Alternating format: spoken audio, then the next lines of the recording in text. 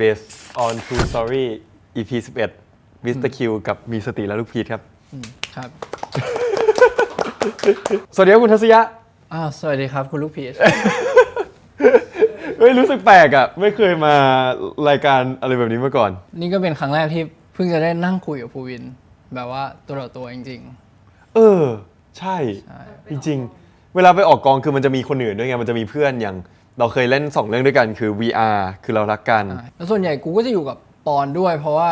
ตอนนั้นเพิ่งเข้ามาใหม่แล้วในเรื่องอ่ะก็เป็นแก๊งเดียวกับปอนใช่ก็เลยแบบจะไม่ค่อยได้เจอภูวินเยอะใช่มันก็เลยแบบไม่ค่อยได้เข้าด้วยกันแต่ถ้าอยู่รวมก็เลยไม่เคยได้คุยกันแบบ2 ต่อ 2จริงๆตอนคุณทีกูก็มาในทางปอนอีกอ่ะใช่กูเป็นศัตรูกับปอนเนี่ยใช่แต่เจอมึงใช่เพราะว่าจะมาจีบไปทำงานเฉยเพราะเพื่อเข้าหาปอนจำได้ละแต่เดี๋ยวนี้เขานี่ไงเขามิสเตอร์คิวมังงะสั่งตายเฮ้ยเดี๋ยวนี้ไม่เป็นตำรวจละเหนื่อยปะเหนื่อยปะออกกองตอนนี้ของกูมันเร่งถ่ายก็ต้องรีบจบให้ทันเพราะว่าเดี๋ยวก็จะออนละคงน่าดูนะตั้งแต่ตอนทีเซอร์เทเลอร์แล้วนี่ดูอยู่หลังเวทีก่อนขึ้นอ่ะน่าดูมากเลยนะตอนกูอ่านพล็อตกูก็รู้สึกแบบเริ่มน่าตื่นเต้นอยู่นามปากกาชื่อมิสเตอร์คิวดังเฉพาะกลุ่มและเป็นกลุ่มใต้ดินด้วยนะมันเลยมีปมนิดหน่อยก็เลยต้องไปสืบต่อว่ามันเกิดอะไรขึ้นจนไปรู้ว่ามีหนังสือการ์ตูนเล่มนี้อยู่ทำให้พัดอะสงสัยเคแล้วก็คอยแบบว่าคอยตามสืบตามสงสัยอยู่ตลอดใช่แต่ว่าเบื้องลึกเบื้องหลังเป็นยังไงยังไม่บอกแล้วกันเพราะว่ามันมี last boss หลายตัวแต่จำได้ว่าอันเนี้ยตอนไพลอตอะแล้วคนคือฮาสุดๆจริงๆหลังเวทีคือฮามากคือจริงๆแล้วผมมาเห็นดิวกับทีเนี่ยอยู่ด้วยกันอะมานานมากแล้วก่อนที่เขาจะมาเล่นด้วยกันเพราะว่าผมกับดิวแต่ก่อนอยู่คอนโดเดียวกันแล้วผมจะเจอทีอะมาอยู่คอนโดดิวบ่อยมากบ่อยแบบบ่อยจริงๆคือแบบเวลาขึ้นลิฟต์นู่นนี่นั่นอะแล้วก็นี่ก็จำได้ว่านี่ก็ถามทีว่ามึงมาทำอะไรบ่อยจังวะซึ่งก็คือไปมหาลัยปะใช่ไหมใช่ตอนนั้นเรียนมหาลัยก็แบบเวลาแต่ไม่ได้เรียนด้วยกันนะตอนนั้นอะแต่ว่าพอไปมหาลัยเงี้ยคอนโดมึงใกล้ไงใช่พอแบบเลิกเรียนหรือทำกิจกรรมอะไรเสร็จเงี้ยมันช่วงเวลาประมาณ5 โมงรถมันติดไปก็เลยไม่อยากฝ่ารถติดกลับบ้านก็เลยแวะเข้าคอนโดมันก่อนอะไรอย่างงี้ค่ำๆค่อยกลับซึ่งค่ำๆเวลาที่เขากลับก็คือเวลาที่เนี่ยกลับมาพอดีจะเจอแล้วเราจะเดินสวนกันข้างล่างจะเจอสวนข้างล่างใช่ตอนแรกงงจริงว่าแบบมาได้ไงแต่ว่าแบบก็พอเจอหลายๆรอบก็ชินละfirst impression กูตอนเจอมึงนะมึงดูเป็นคนมีระเบียบมากจริงปะจริงๆดูแบบว่าดูเป็นงานเป็นการแบบดูมีระเบียบดูตั้งใจทำงานมากกูเอาจริงๆบางทีกูไม่กล้าเข้าไปคุยกับมึงเพราะว่ากูจะไปทำมึงเสียงานหรือเปล่ากูพูดจริงกูไม่กล้าเข้าไปเล่นอะไรซีซัวเพราะว่ามึงจริงจังอยู่อย่างเงี้ยกูเข้าไปเล่นแล้วเดี๋ยวแบบไม่ควร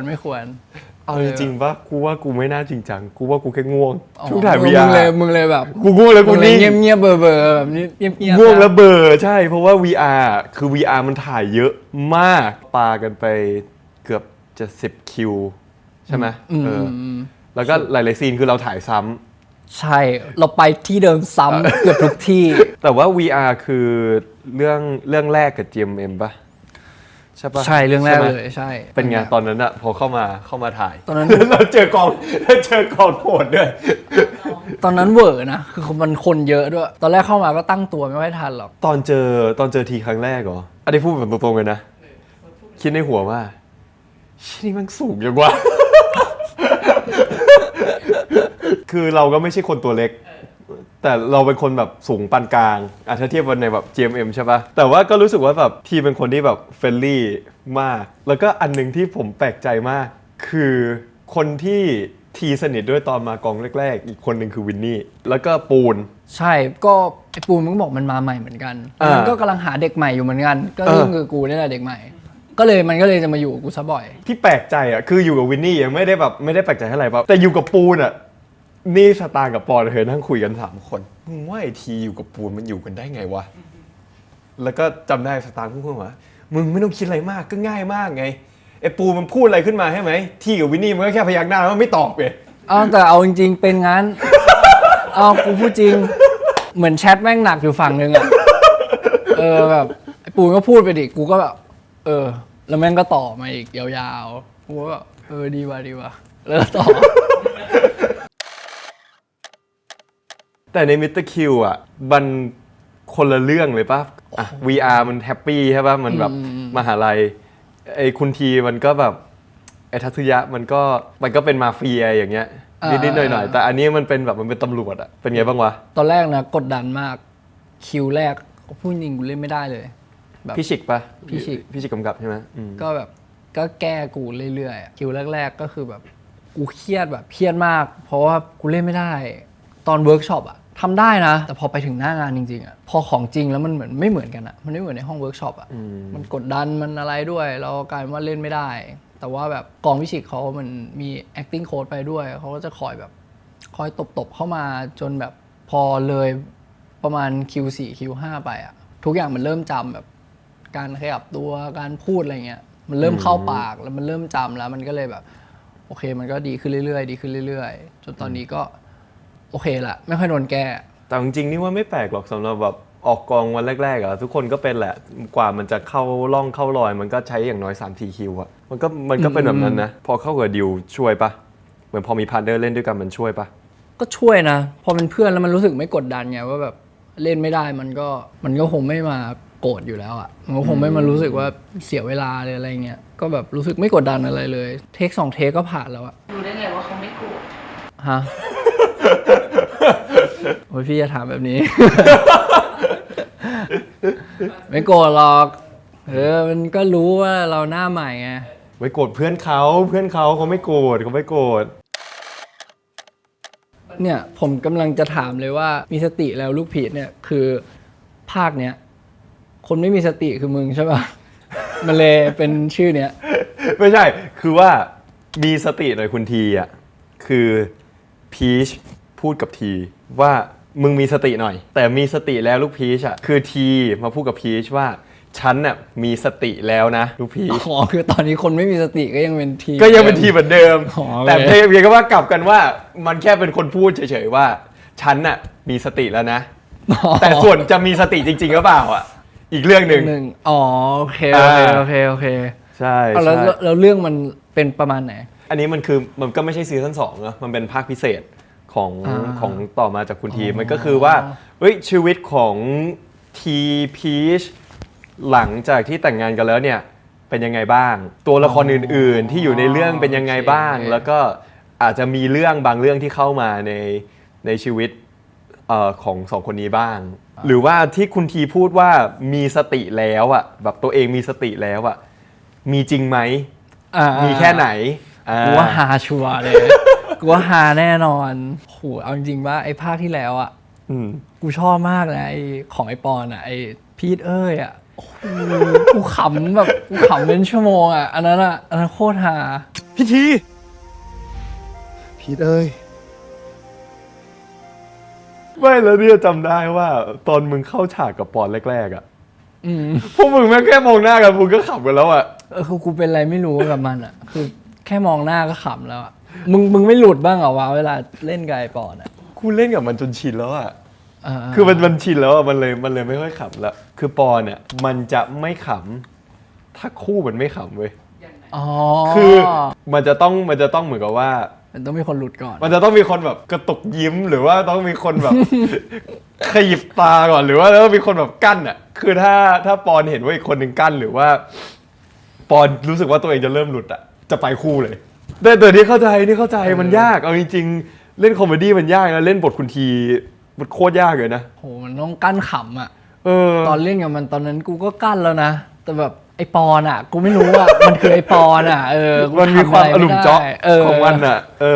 แต่สนุกเรียกว่าออกกองคุณทีสนุกทั้งภาคที่แล้วแล้วก็ภาคนี้นี่ว่าเล่นตลกยากกว่าเล่นดราม่า สำหรับกูก็เหมือนกันกูรู้สึกว่ากูไม่ใช่คนตลกอยู่แล้วอ่ะแล้วถ้าไปเล่นตลกมันก็คงจะไม่ฮาเท่าพวกเจที่แบบจังหวะมันเป๊ะอะ เพราะว่าไอ้มิสเตอร์คิวก็กึ่งดราม่าปะ ใช่กึ่งดราม่าไม่ค่อยมีตลกนะไม่มีเลยถ่ายมากูยังไม่ค่อยได้ยิ้มเลยเอาจริง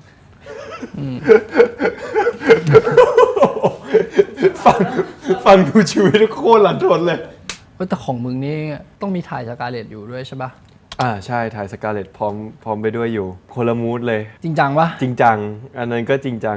แต่มันเหมือนมันโชคดีหน่อยที่ว่าบทของเนี่ยกับไอ้แก๊ง3ตัวที่มีเพิร์ดกับโฟร์ธด้วยอ่ะมันเป็นองค์ชายเล็กแล้วมันมีความสดใสของมันอยู่ มันก็เลยจะไม่ดราม่าตลอดเวลา เมื่อเทียบกับแบบพี่วินพี่ตูณนนท์อย่างเงี้ยอันนั้นเขาจะแบบอันนั้นเขาก็จะไปสุดในทางของเขาไงแต่ของเราก็จะดึงกลับมาบ้าง มึงถ่ายกันมาตั้งนานแล้วเนี่ย ตอนนี้มันใกล้ยัง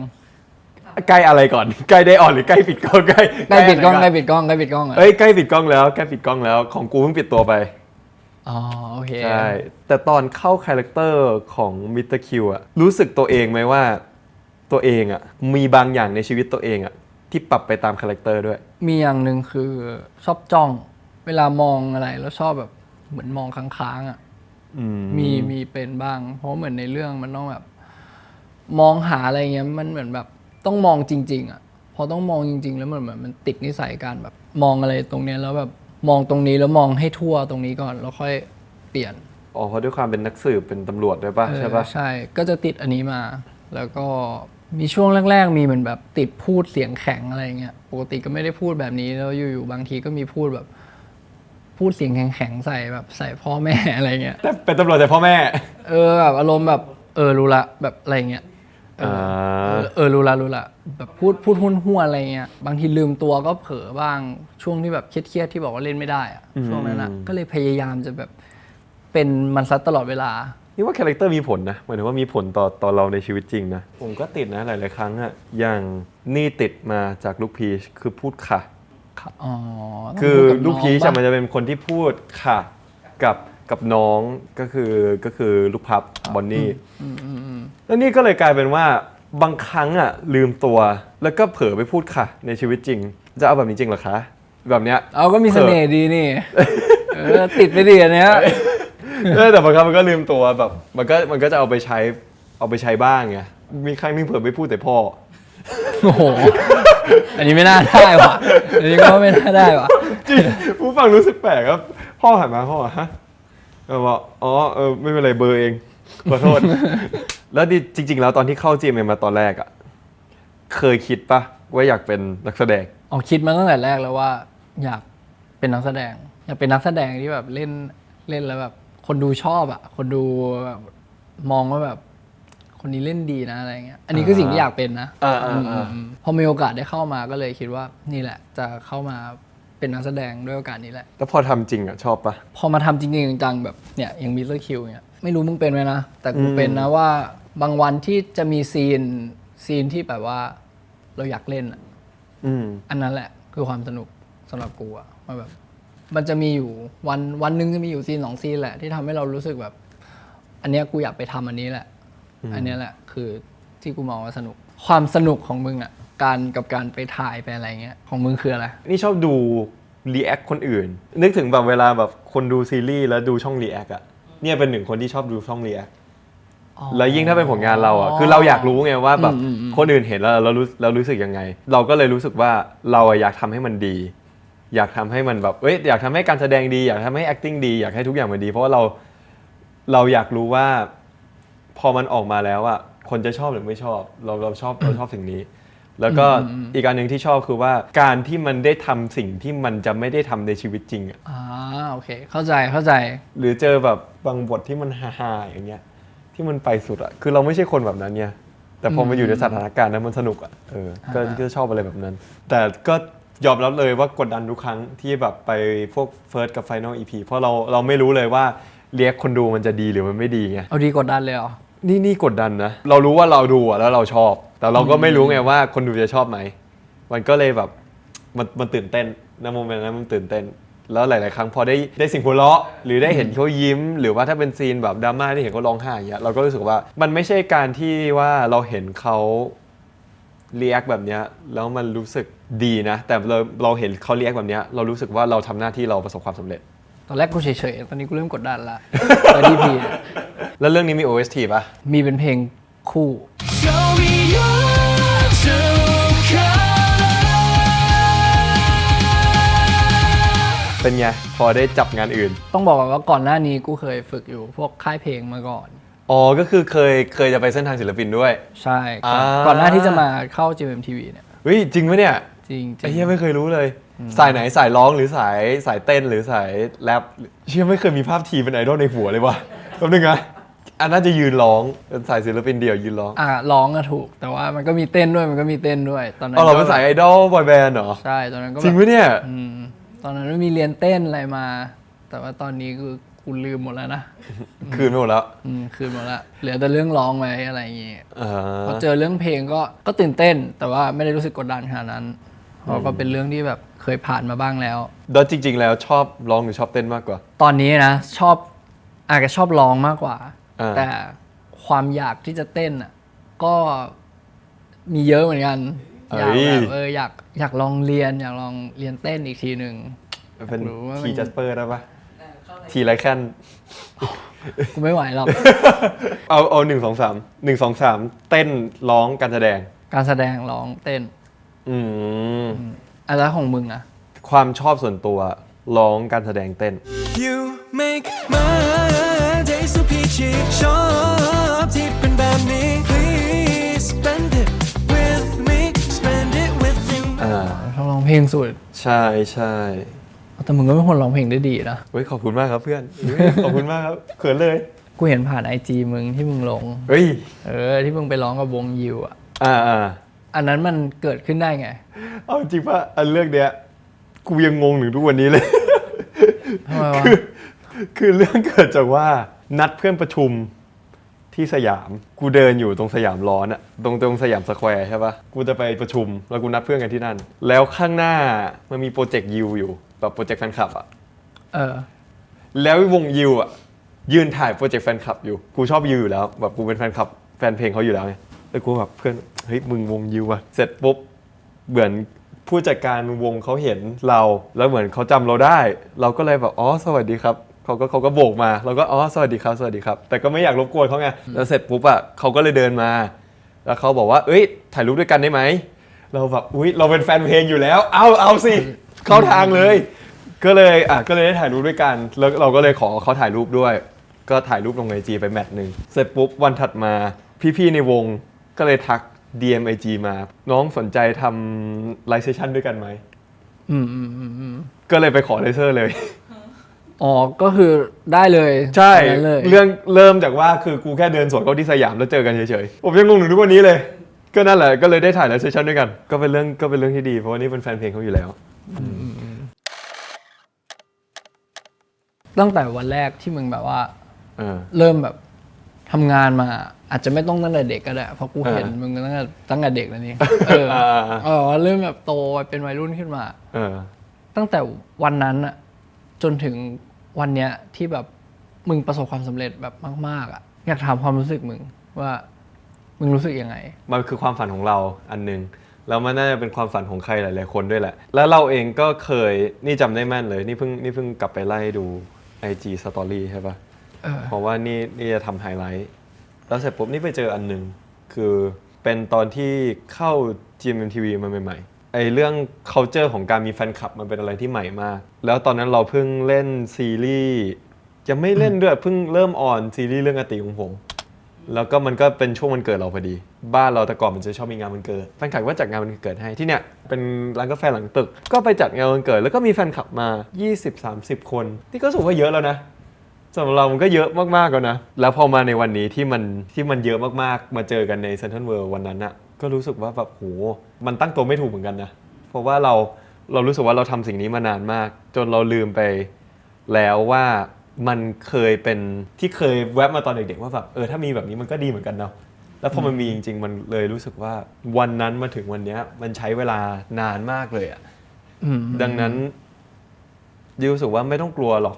สำหรับใครหลายๆคนว่าทางมันจะยากหรือว่ามันจะนู่นนี่นั่นนะเพราะมันยากอยู่แล้วมันก็ใช้เวลาอยู่แล้วอะแต่ว่ามันอยู่ที่ความพยายามของเราแหละแต่เอาจริงๆนี่ว่าสิ่งที่สำคัญที่สุดก็คือตัวแฟนคลับเองเนี่ยแหละที่เลือกจะซัพพอร์ตแล้วถ้าแบบจะมาซัพพอร์ตใครสักคนหนึ่งคือเขาก็ต้องรักมากๆก็ต้องขอบคุณเขาเหมือนกันที่แบบมาซัพพอร์ตไม่ว่าจะเป็นตั้งแต่สมัยก่อนหรือว่าแฟนคลับในสมัยนี้ทุกคนก็ต่างเหนื่อยมากๆเวลามาเจอพวกเราอย่างเงี้ยแบบหรือเวลาไปตามอีเวนต์อย่างเงี้ยต้องมานั่ง เอามานั่งรอตั้งแต่เช้าอย่างเงี้ยบางที่ก็ไม่มีแอร์บางที่ก็ต้องมานั่งพื้นอ่ะก็ขอบคุณทุกคนมากๆจริงๆที่ซัพพอร์ต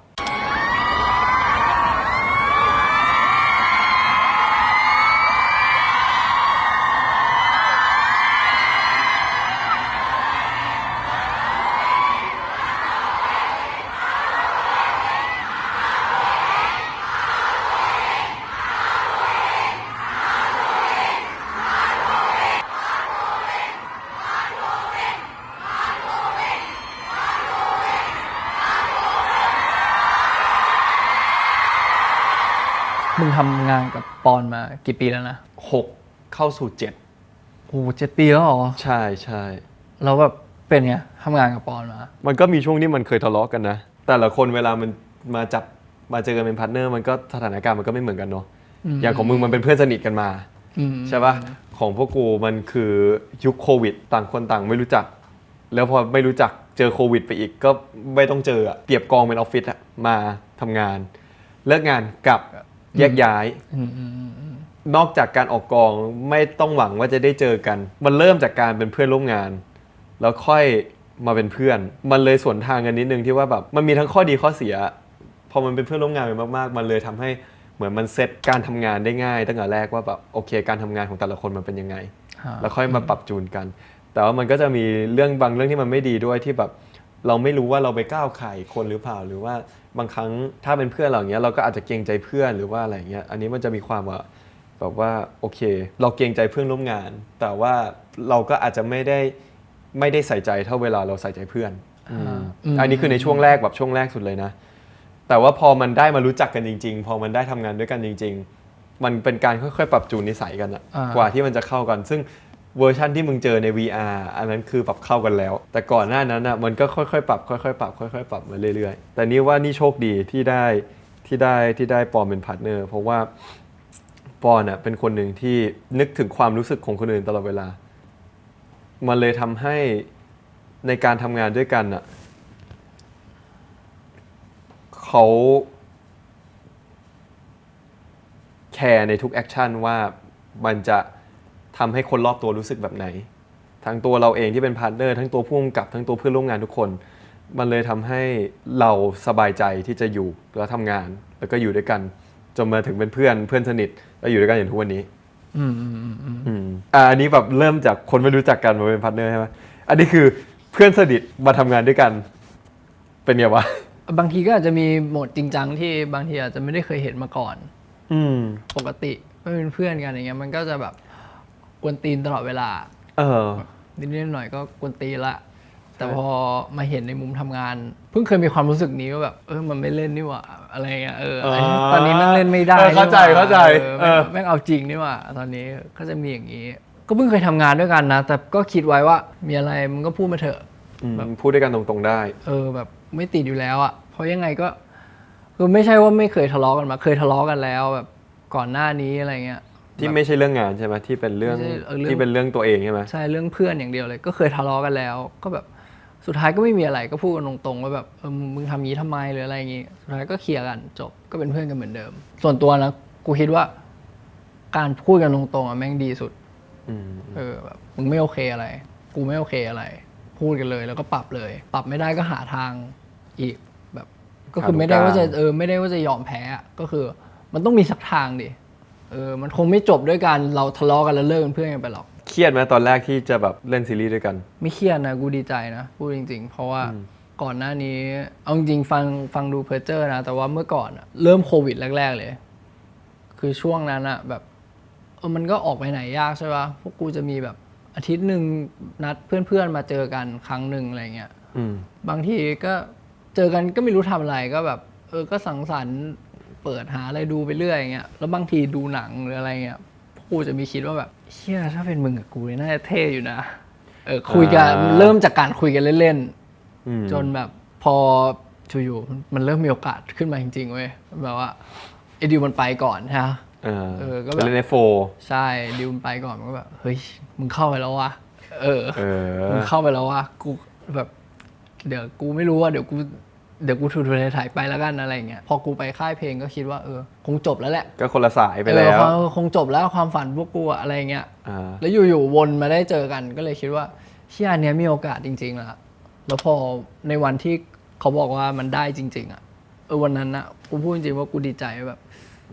มาแล้วว่ะที่คิดไว้แบบตั้งนานแบบกูได้ทำแล้ว ตอนจริงๆก็ดีนะ พอมันเป็นคนที่เราอยากทำงานด้วยอยู่แล้วตั้งแต่ต้นอะแล้วเราได้ทำงานอะมันก็เป็นความสบายใจปะ พอรู้จะได้ทำในสิ่งที่อยากทำอ่ะคือแพชชั่นแม่งเยอะ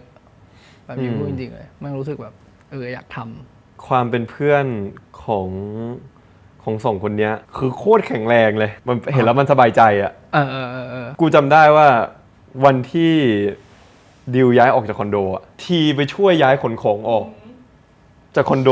แล้วก็ขึ้นลิฟต์ลงลิฟต์ขึ้นลิฟต์ลงลิฟต์แล้วก็ถือของออกนู่นนี่นั่นแล้วเนี่ยเดินเข้ามาพอดีแล้วนี่ก็ถามว่าทำอะไรกันอะแล้วผมว่าอ๋อกำลังย้ายออกพอดี คือส่วนใหญ่ทุกคนมันรวมกัน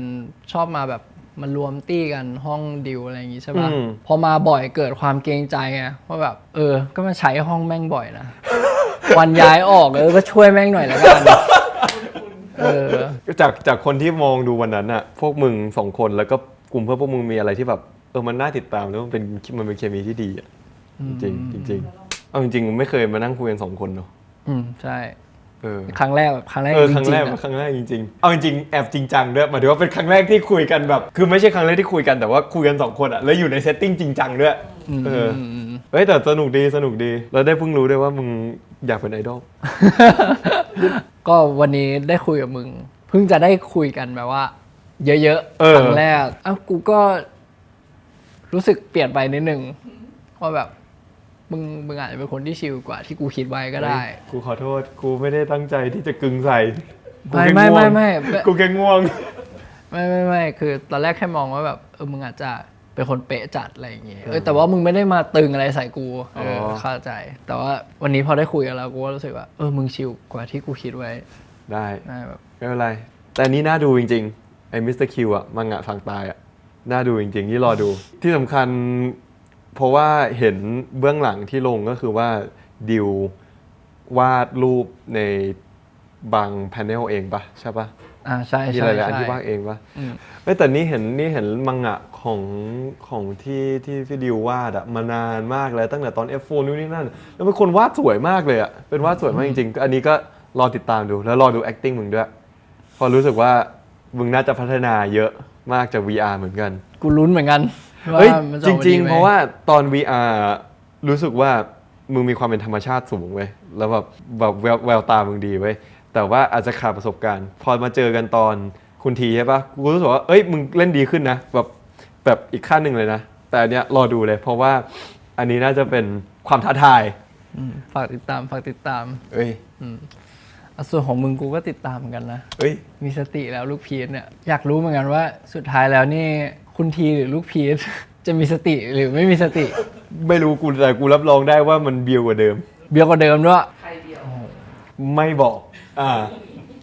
แต่รับรองได้ว่าเอาฮาอยู่รอดู เราดูครับ นะครับรอดู เราดูเหมือนกัน ยิ่งเสียดายตอนเอาติ้งไม่ค่อยได้เจอมึงเอาติ้งอยู่ห้องไหนอ่ะ โอ้ผมเอาจริงๆผมถ่ายลากยาวมาแบบ10 กว่าวันผมเหนื่อยจริงอะวันนั้นก็เลยแบบผมนอนอย่างเดียวแล้วแบบผมโผล่มาอีกทีนึงดึกๆอะ แต่เป็นอะไรยังไม่รู้เลย เป็นมังงะไงผมใส่เสื้อบาส เนี่ย สแลมดัง อ๋อ รู้ไหมเขาแต่เป็นอะไร Power Ranger ไง เพราะมีไปถามมาตอนเจอกันมึงจำไม่ได้ปะเนี่ย ตอนกลางคืนอ่ะมึงคุยกับกูอยู่สักพักเลยนะ จริงปะ กู กูยอมแล้วกูจำไม่ได้ เหมือนมึงถามกูเรื่องชุดนี่แหละว่า แต่งเป็น มึ อะไร งรู้ไหมปีนี้กูแต่งเป็นอะไร แล้วกูก็ตอบว่าอะไรวะแต่ปีที่แล้วมึงเป็นเซเลอรามูนปะหรืออะไรสักอย่าง แล้วกูก็ตอบ อ๋อ ว่า ใช่จำได้แล้วแบบคุยกันเรื่องชุดนี่แหละใช่ หน้าห้องหน้าตรงที่ตักข้าวใช่ปะ ไม่อยู่ข้างใน มึงผิดคนแล้วภูวิน จำไม่ได้แล้วตอนนั้นกูน่าจะไปแล้ว